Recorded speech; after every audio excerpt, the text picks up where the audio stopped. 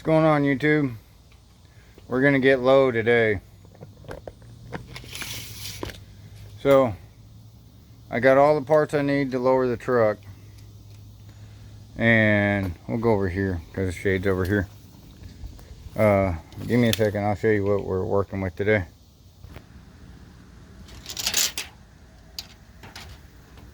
Okay, so here's what we got. Right there at the bottom of that lip is 31 inches. That's from the ground. Alright.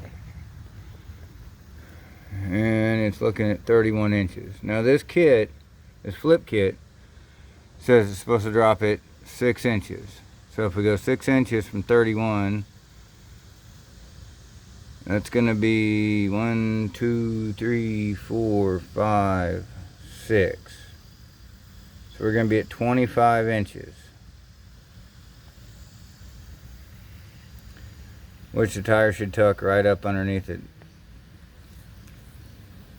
That wheel well should be right there at 25 inches. Now I have 2-inch lowering shackles on it, so it would actually be down here at 23.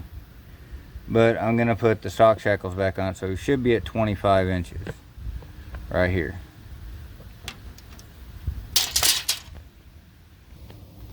So what I plan on doing is I'm gonna go ahead and lower this, and I'll try and get some videos of what I'm doing.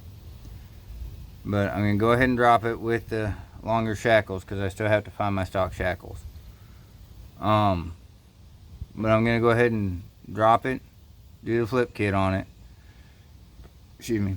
And then we'll remeasure at the wheel well and see how far it did actually drop this.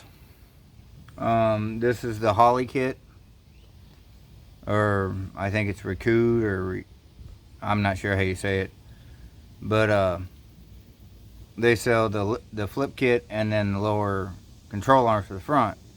Well, I couldn't get the lower control arms in time for No Name National, so I went and ordered some brand new van lower control arms.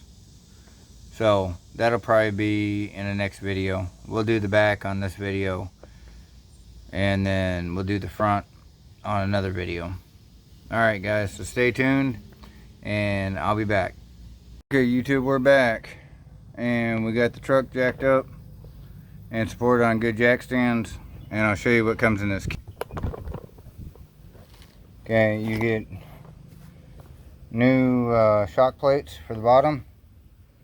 That's actually the flip kit there. And then you got some hardware in there, nuts and bolts and washers. I should say it's nuts and bolts. And then the U-bolts. And that's all that comes in this kit. So this is supposed to be able to get the leaf springs on the bottom of the rear end. Because if you look, as you can see, on these trucks it's on the top. Leaf springs are on top of the rear end. So we'll get everything taken apart, and we'll come back. What's up guys? Well, it's kind of the end of the day, but not really, because I still got some stuff I gotta do. But I have noticed a couple things about this bolt-on kit.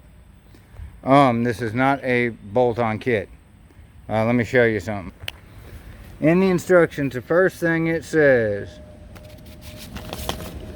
is before begin installation, it is critical.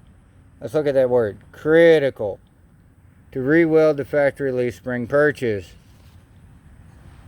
The stock welds do not have adequate penetration or coverage to support the extra load from the drop bracket.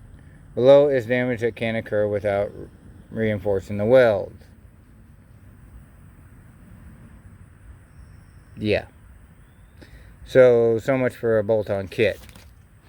Also, let's look at these nifty swifty pictures they give you. Now, if you look, we'll zoom in here and see. Okay, see how nice that's sitting around that rear end? How nice and pretty it is. It's right up against there. Now then. Now granted, I don't have this torqued up all the way. There's been a lot of cutting and refitting and whatnot today.